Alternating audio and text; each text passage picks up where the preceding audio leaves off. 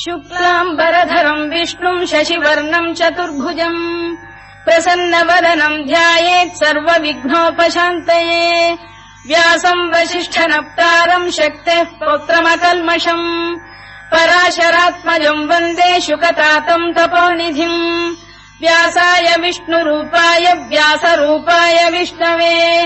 नमो वै ब्रह्मनिधये वासिष्ठाय नमो नमः अविकाराय शुद्धाय नित्याय परमात्मने सदैकरूपरूपाय विष्णवे सर्वजिष्णवे यस्य स्मरणमात्रेण जन्म संसारबन्धनात् विमुच्यते नमस्तस्मै विष्णवे प्रभविष्णवे ओम् नमो विष्णवे प्रभविष्णवे श्रीवैशम्पायन उवाच श्रुत्वा धर्मानशेषेण पावनानि च सर्वशः युधिष्ठिरः शान्तनवम् पुनरेवाभ्यभाषत युधिष्ठिर उवाच किमेकम् दैवतम् लोके किम् वाप्येकम् परायणम् स्तुवन्तः कङ्कमर्चन्तः प्राप्नुयुर्मानवा शुभम् को धर्मः सर्वधर्माणाम् भवतः परमो मतः किम् जपन्मुच्यते जन्तुर्जन्म संसारबन्धनात् श्रीभीष्म उवाच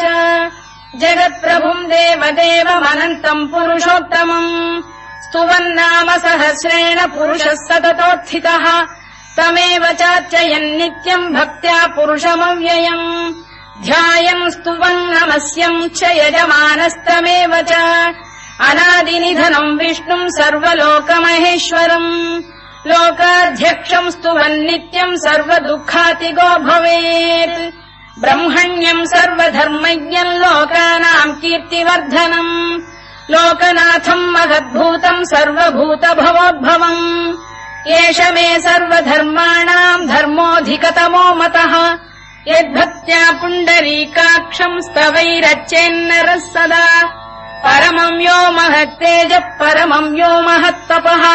परमम् यो महद्ब्रह्म परमम् यः परायणम् पवित्राणाम् पवित्रम् यो मङ्गलानाम् च मङ्गलम् दैवतम् देवतानाम् च भूतानाम् यो व्ययः यतः सर्वाणि भूतानि भवन्त्यादियुगागमे यस्मिंश्च प्रलयम् यान्ति पुनरेव युगक्षये तस्य लोकप्रधानस्य जगन्नाथस्य भूपते विष्णोर्नाम सहस्रम् मे शृणु पापभयापहम् यानि नामानि गौणानि विख्यातानि महात्मनः ऋषिभिः परिगीतानि तानि वक्ष्यामि भूतये ऋषिर्नाम्नाम् सहस्रस्य वेदव्यासो महामुनिः छन्दोऽनुष्टुप् तथा देवो भगवान् देवकीसुतः अमृतांशुद्भवो बीजम् शक्तिर्देवकीनन्दनः त्रिसामाहृदयम् तस्य शान्त्यर्थे विनियुज्यते विष्णुम् जिष्णुम् महाविष्णुम् प्रभविष्णुम् महेश्वरम् अनेकरूपदैत्यान्तम् नमामि पुरुषोत्तमम् अस्य श्रीविष्णोर्दिव्यसहस्रनामस्तोत्रमहामन्त्रस्य श्रीवेदव्यासो भगवान् ऋषिः अनुष्टुप्छन्दः श्रीमहाविष्णुः परमात्मा श्रीमन्नारायणो देवता अमृतांशुद्भवो भानुरिति बीजम् देवकीनन्दन श्रेष्ठेति शक्तिः उद्भवः क्षोभणो देव इति परमो मन्त्रः शङ्खबृन्नन्दकी चक्रीति कीलकम् शार्ङ्गधन्वा गदाधर इत्यस्त्रम् रथाङ्गपाणिरक्षोभ्य इति नेत्रम् त्रिसामासामजः सामेति कवचम् आनन्दम् परब्रह्मेति योनिः ऋतुः सुदर्शनकाल इति दिग्बन्धः श्रीविश्वरूप इति ध्यानम् श्रीमहाविष्णुप्रीत्यर्थे सहस्रनाम जपे विनियोगः ध्यानम् क्षीरोदन्वत्प्रदेशे शुचिमणिविलसत्सैकते मौक्तिकानाम् माला क्लुप्तासनस्थ स्फटिकमणिनिभैर्मौक्तिकैर्मण्डिताङ्गः शुभ्रैरभ्रैरदभ्रैरुपरि विरचितैर्मुक्तपीयूषवर्षैः आनन्दीन पुल्यादरिनलिन गदा शङ्खपाणिर्मुकुन्दः भूः पादौ यस्य नाभिर्विहदसुरनिलश्चन्द्रसूर्यौ च नेत्रे कर्णावाशा शिरोद्यौर्मुखमपि दहनो यस्य वास्तेयमब्धिः अन्तस्थम् यस्य विश्वम् सुरनरखगो भोगि गन्धर्व दैत्यैः चित्रम् रम्यते तम् त्रिभुवन वपुषम् विष्णुमीशम् नमामि। ॐ नमो भगवते वासुदेवाय। शान्ताकारम् भुजगशयनम् पद्मनाभम् सुरेशम् विश्वाधारम् गगनसदृशम् मेघवर्णम् शुभाङ्गम् लक्ष्मीकान्तम् कमलनयनम् योगिहृद्ध्यानगम्यम् वन्दे विष्णुम् भवभयहरम् सर्वलोकैकनाथम् मेघश्यामम् पीतकौशेयवासम् श्रीवत्साङ्कम् कौस्तुभोद्भासिताङ्गम् पुण्योपेतम् पुण्डरीकायताक्षम् विष्णुम् वन्दे सर्वलोकैकनाथम् नमः समस्तभूतानामादिभूताय भूभृते अनेकरूपरूपाय विष्णवे प्रभविष्णवे सशङ्खचक्रम् सकिरीटकुण्डलम् सपीतवस्त्रम् सरसीरुभेक्षणम् सहारवक्षस्थलशोभिकौस्तुभम् नमामि विष्णुम् शिरसा चतुर्भुजम् छायायाम् पारिजातस्य हेमसिंहासनोपरि आसीनमम्बुदश्याममायताक्षमलङ्कृतम् चन्द्राननम् चतुर्बाहुम् श्रीवत्साङ्कितवक्षसम् रुक्मिणी सत्यभामाभ्याम् सहितम् कृष्णमाश्रये।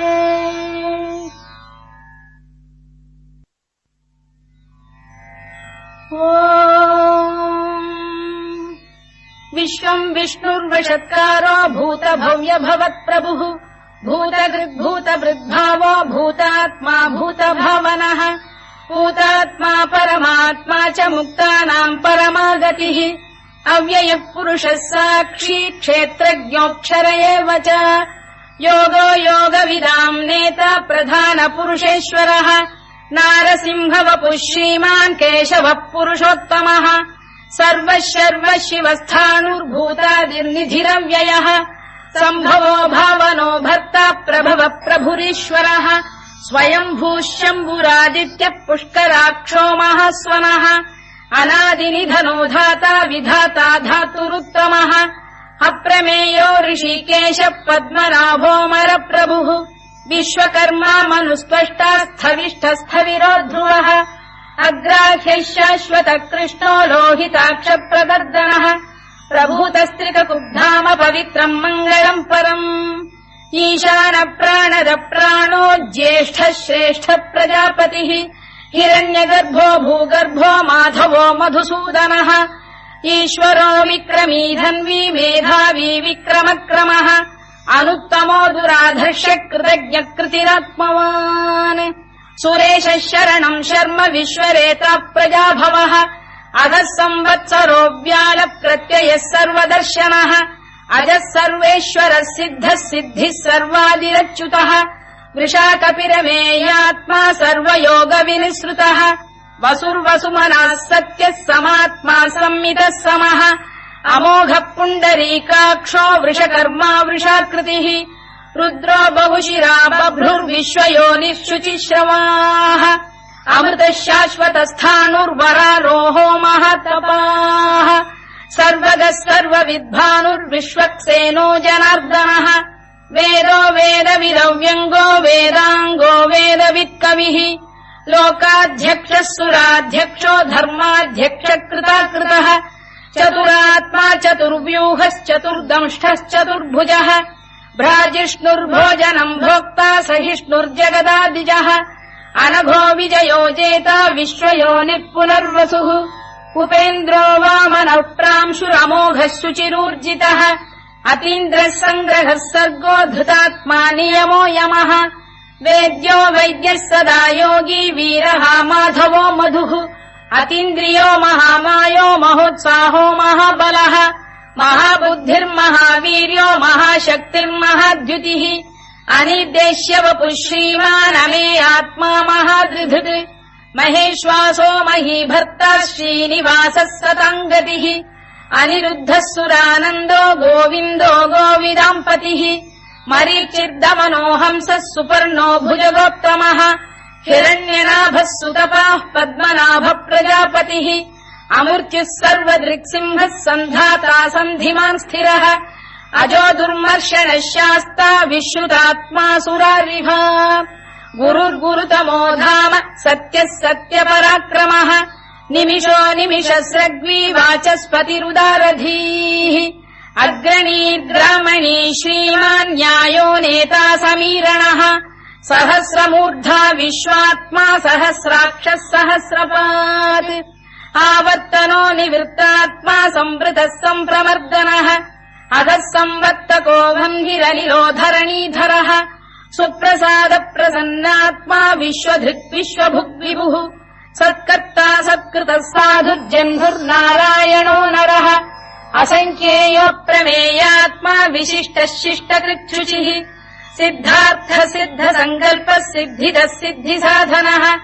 वृषाही वृषभो विष्णुर्वृषपर्वा वृषोदरः वर्धनो वर्धमानश्च विविक्तः श्रुतिसागरः सुभुजो दुर्धरो वाग्मी महेन्द्रो वसुदो वसुः नैकरूपो बृहद्रूपः शिपिविष्टप्रकाशनः ओजस्तेजोऽब्जुदिधर प्रकाशात्मा प्रतापनः वृद्धः स्पष्टाक्षरो मन्त्रश्चन्द्रांशुर्भास्करद्युतिः अमृतांशुद्भवो भानुः शशबिन्धुः सुरेश्वरः औषधम् जगतः सेतुः सत्यधर्मपराक्रमः भूतभव्यभवन्नाथः पवनः पावनो नरः कामः कामकृत्कान्तः कामः कामप्रदप्रभुः युगादिकृद्युगावर्तो नैकमायो महाशनः अदृश्यो व्यक्तरूपश्च सहस्रजिदनन्तजित् इष्टो विशिष्टः शिष्टेष्टः शिखण्डी नघुषो वृषः क्रोधः क्रोधकृत्कर्ता विश्वबाहुर्महीधरः अच्युत प्रथित प्राण प्राणदो वासवानुजः अपाम् निधिरधिष्ठानमप्रमत्त प्रतिष्ठितः स्कन्द स्कन्दधरो धुर्यो वरदो वायुवाहनः वासुदेवो बृहद्भानुरादिदेवः पुरन्दरः अशोकस्तारणस्तारः शूरः शौरिर्जनेश्वरः अनुकूलः शतावर्तः पद्मी पद्मनिभेक्षणः पद्मनाभोरविन्दाक्षः पद्मगर्भः शरीरभृत् महर्धिर्वृद्धो वृद्धात्मा महाक्षो गरुडध्वजः अतुलः शरभो भीमः समयज्ञो हविर्हरिः सर्वलक्षणलक्षण्यो लक्ष्मीवान् समितिञ्जयः विक्षरो रोहितो मार्गो हेतुर्दामोदरः सः महीधरो महाभागो वेगवानमिताशनः उद्भवः क्षोभणो देवः श्रीगर्भः परमेश्वरः करणम् कारणम् कर्ता विकर्ता गहनो गुहः व्यवसायो व्यवस्थानः संस्थानस्थानदो ध्रुवः परद्धिः परमस्पष्टः तुष्टः पुष्टः शुभेक्षणः रामो विरामो विरतो मार्गो नेयो नयोनयः वीरः शक्तिमताम् श्रेष्ठो धर्मो धर्मविदुत्तमः वैकुण्ठः पुरुष प्राण प्राणद प्रणव पृतुः हिरण्यगर्भः शत्रुघ्नो व्याप्तो वायुरभोक्षजः ऋतुः सुदर्शनकार परमेष्ठी परिग्रहः उग्रः संवत्सरो दक्षो विश्रामो विश्वदक्षिणः विस्तारस्थावरस्थाणुप्रमाणम् बीजमव्ययम् अर्थोऽनर्थो महाकोशो महाभोगो महाधनः अनिर्विण्णस्थविष्ठो भूर्धर्मयूपो महामखः नक्षत्रनेमिर्नक्षत्री क्षमः क्षामः समीहनः यज्ञयुज्यो महेज्यश्च क्रतुः सत्रम् सताम् गतिः सर्वदर्शी विमुक्तात्मा सर्वज्ञो ज्ञानमुत्तमम् सुव्रतः सुमुखः सूक्ष्मः सुघोषः सुखरः सुहृद् मनोहरोजितक्रोधो वीरबाहुर्विदारणः स्वापनः स्ववशो व्यापी नैकात्मा नैककर्मकृत् वत्सरो वत्सलो वत्सी रत्नगर्भोधनेश्वरः धर्मकृद्धर्मकृद्धर्मी सरसक्षरमक्षरम् अविज्ञाता सहस्रांशुर्विधाता कृतलक्षणः गभस्तिनेमिः सत्तस्तः सिंहो भूतमहेश्वरः आदिदेवो महादेवो देवेशो देवभृद्गुरुः उत्तरो गोपतिर्गोप्ता ज्ञानगम्यः पुरातनः शरीरभूतभृद्भोक्ता कपीन्द्रो भूरि दक्षिणः सोमपोऽमृतपः सोमः पुरुजिः पुरुसत्तमः विनयो जयः सत्यसन्धो दाशार्हः सात्वताम् पतिः जीवो विनयिता साक्षी मुकुन्दोमित विक्रमः अम्भोनिधिरनन्तात्मा महोदधिशयोऽन्तकः अजो महार्घ स्वाभाव्यो जितामित्र प्रमोदनः आनन्दो नन्दनो नन्दः सत्यधर्मात्रिविक्रमः महर्षि कपिलाचार्य कृतज्ञो मेदिनीपतिः त्रिपुरस्त्रिदशाध्यक्षो महाशृङ्गकृतान्तकृत् महावराहो गोविन्दः सुषेणः कनकाङ्गनी गुह्यो गभीरो गहनो गुप्तश्चक्रगदाधरः वेधास्वाङ्गो जितकृष्णो दृढः सङ्कर्षणोच्युतः वरुणो वारुणो वृक्षः पुष्कराक्षो महामनाः भगवान् भरहानन्दी वनमाली हलायुधः आदित्यो ज्योतिरादित्यः सहिष्णुर्गतिसत्तमः सुधन्वाखण्ड परशुर्दारुणो द्रविणप्रदः दिवस्पृक् सर्वदृग्व्यासो वाचस्पतिरयो निजः त्रिसामासामगः साम निर्वाणम् भेषजम् भिषज सन्न्यासकृच्छमः शान्तो निष्ठा शान्तिपरायणम् शुभाङ्गः शान्तिदः स्रष्टा कुमुदः कुवलेशयः गोहितो गोपतिर्गोप्ता वृषभाक्षो वृषप्रियः अनिवर्ती निवृत्तात्मा संक्षेप्ता क्षेमकृच्छिवः श्रीवत्सवक्षः श्रीवासः श्रीपतिः श्रीमताम्बरः श्रीधः श्रीशः श्रीनिवासः श्रीनिधिः श्रीविभावनः श्रीधर श्रीकर श्रेयः श्रीमान् लोकत्रयाश्रयः स्वक्षस्वङ्गः शतानन्दो नन्दिर्ज्योतिर्गणेश्वरः विजितात्मा विधेयात्मा सत्कीर्तिश्छिन्न संशयः उदीर्णः सर्वतश्चक्षुरनीशः शाश्वतः स्थिरः भूषयो भूषणो भूतिर्विशोकः शोकनाशनः अर्चिष्मानर्चितः कुम्भो विशुद्धात्मा विशोधनः अनिरुद्धो प्रतिरथ प्रद्युम्नोमित विक्रमः कालनेमिनिहा वीरः शौरिः शूरजनेश्वरः त्रिलोकात्मा त्रिलोकेशः केशवः केशिहा हरिः कामदेवः कामपालः कामी कान्तकृतागमः अनिर्देश्यवपुर्विष्णुर्वीरोऽनन्तो धनञ्जयः ब्रह्मण्यो ब्रह्मकृद्ब्रह्मा ब्रह्म ब्रह्मविवर्धनः ब्रह्मविब्राह्मणो ब्रह्मी ब्रह्मज्ञो ब्राह्मणप्रियः महाक्रमो महाकर्मा महातेजा महोरगः महाक्रतुर्महायज्वा महायज्ञो महाहविः स्तव्यस्तव प्रियस्तोत्रम् स्तुतिस्तोतारणप्रियः पूर्णः पूरयिता पुण्यः पुण्यकीर्तिरनामयः मनोजवस्तीर्थकरो वसुरेता वसुप्रदः वसुप्रदो वासुदेवो वसुर्वसुमनाहविः सद्गतिः सत्कृतिः सत्ता सद्भूतिः सत्परायणः शूरसेनो यदुश्रेष्ठः सन्निवासः सुयामुनः भूतावासो वासुदेवः सर्वासु निलयो नलः दर्पः दर्पदो दृप्तो दुर्धरोऽथापराजितः विश्वमूर्तिर्महामूर्तिर्दीप्तमूर्तिरमूर्तिमान् अनेकमूर्तिरव्यक्तः शतमूर्तिः शताननः एकोनैकः सवक् किम् यत्तत्पदमनुत्तमम् लोकबन्धुर्लोकनाथो माधवो भक्तवत्सलः सुवर्णवर्णो हेमाङ्गो वराङ्गश्चन्दनाङ्गदी वीरः विषमः शून्यो घृताशीरचरश्चरः अमानी मानदो मान्यो लोकस्वामी त्रिलोकभृत् सुमेधा मेधजो धन्यः सत्यमेधाधराधरः तेजो वृषोद्युतिधरः सर्वशत्रभृताम्बरः प्रग्रहो निग्रहो व्यग्रो नैकशृङ्गो गदाग्रजः चतुर्मूर्तिश्चतुर्बाहुश्चतुर्व्यूहश्चतुर्गतिः चतुरात्मा चतुर्भावश्चतुर्वेदविदेकपात्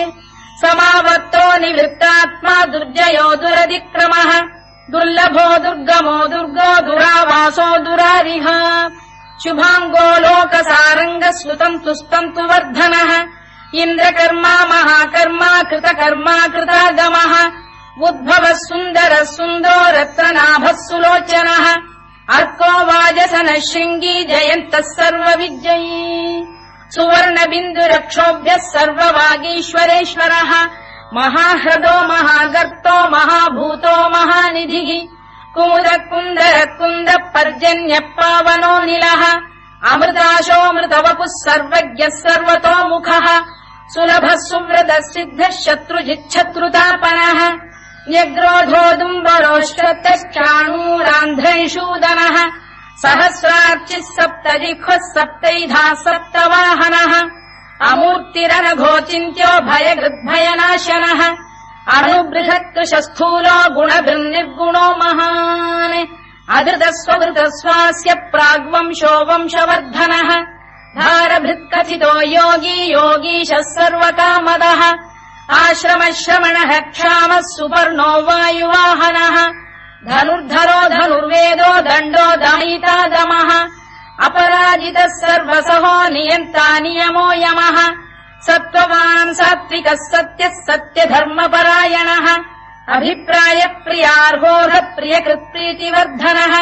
विहाय सगदिर्ज्योतिः सुरुचित्कुतभुग्विभुः रविर्विरोचनः सूर्यः सवितारविलोचनः अनन्तो हुतभुग्भोक्ता सुखदो नैकजोऽग्रजः अनिर्विण्णः सदामर्षी लोकाधिष्ठानमद्भुतः सनात्सनातनतमः कपिलः कपिरव्ययः स्वस्तिदः स्वस्तिकृत् स्वस्ति स्वस्ति भुक् स्वस्ति दक्षिणः अरौद्रः कुण्डली चक्री विक्रम्यूर्जितशासनः शब्दातिकः शब्दसः शिशिरः शर्वरीकरः अक्रूरपेशलो दक्षो दक्षिणः क्षमिणाम्बरः विद्वत्तमो वीतभयः पुण्यश्रवणकीर्तनः उत्तारणो दुष्कृतिः पुण्यो दुःस्वप्ननाशनः वीरः रक्षणः सन्तो जीवनपर्यवस्थितः अनन्तरूपोऽनन्तः श्रीर्जितमन्युर्भयापहः चतुरश्रो गभीरात्मा विदिशो व्यादिशो दिशः अनाधिर्भूर्भुवो लक्ष्मी सुवीरो रुचिराङ्गदः जननो जनजन्मादिर्भीमो भीमपराक्रमः आधारनिलयो धाता पुष्पहास प्रजागरः ऊर्ध्वगः सत्पथाचार प्राणद प्रणवप्रणः प्रमाणम् प्राणनिलय प्राणभृत्प्राणजीवनः तत्त्वम् तत्त्वविदेकात्मा जन्म मृत्युजरातिगः भूर्भुवः स्वस्तरुस्तारः सविता प्रपितामहः यज्ञो यज्ञपतिर्यज्वा यज्ञाङ्गो यज्ञवाहनः यज्ञभृद्यज्ञकृद्यज्ञी यज्ञभुग्यज्ञसाधनः यज्ञान्तकृद्यज्ञगुह्यमन्नमन्नाद एव च आत्मयोनिः स्वयम् जातो वैखानः सामगायनः देवकीनन्दनः स्रष्टा क्षितीशः पापनाशनः शङ्खबृन्नन्दकी चक्री शार्ङ्गधन्वा गदाधरः तथाङ्गपाणिरक्षोभ्यः सर्वप्रहरणायुधः सर्वप्रहरणायुधवो नम इति वनमाली गरीशाङ्गी शङ्खी चक्री च नन्दकी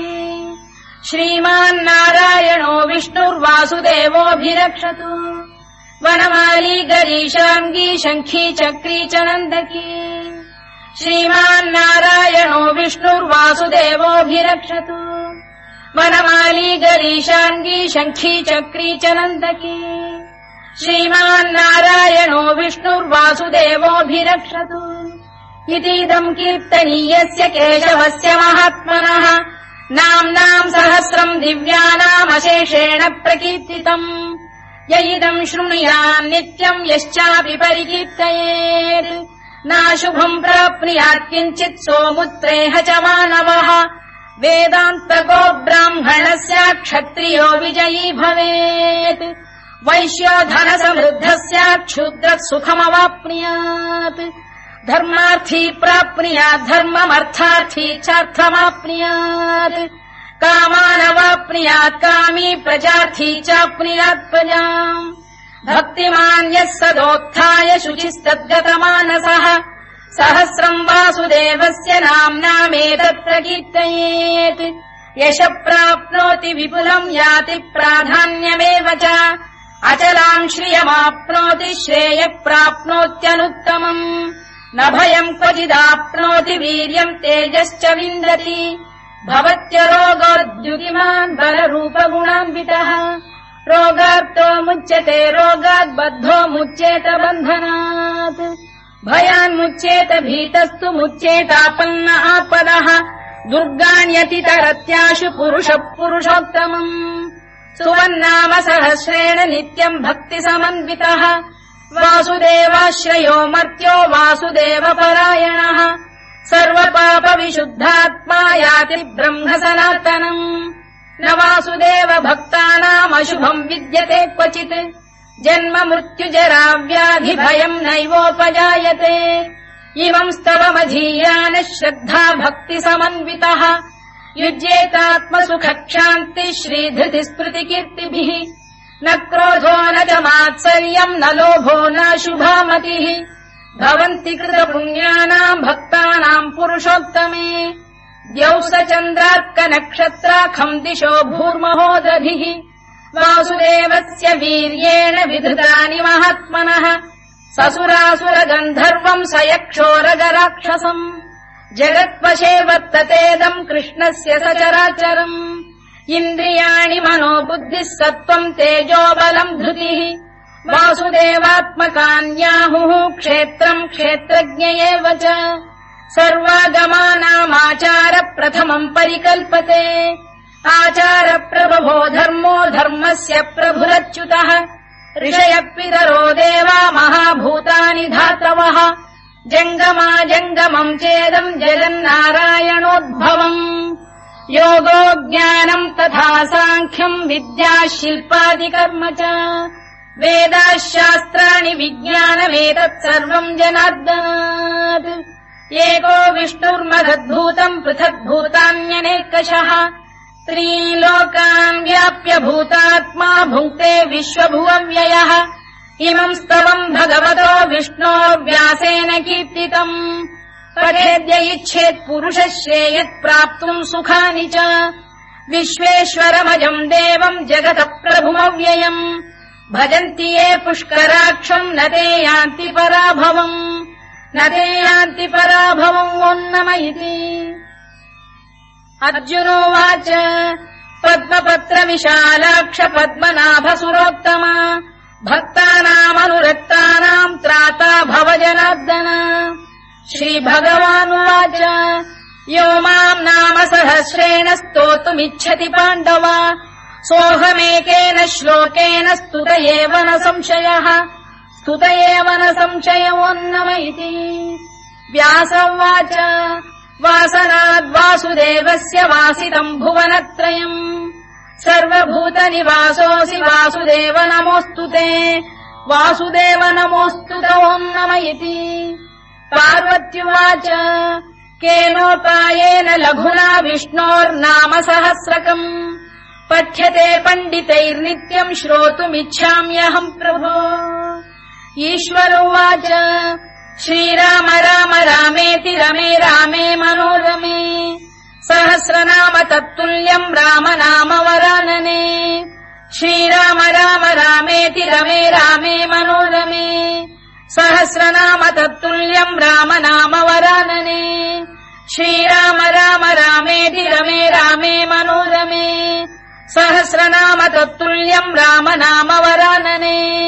राम नाम वरानन ओन्नम इति ब्रह्मोवाच नमोऽस्त्वनन्ताय सहस्रमूर्तये सहस्रपादाक्षि शिरोरुबाहवे सहस्रनाम्ने पुरुषाय शाश्वते सहस्रकोटियुगधारिणे नमः सहस्रकोटियुगधारिणे नम ओन्नम इति सञ्जय उवाच यत्र योगेश्वर कृष्णो यत्र पार्थो धनुर्धरः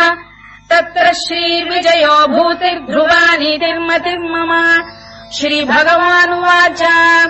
अनन्याश्चिन्तयन्तो मां ये जनाः पर्युपासते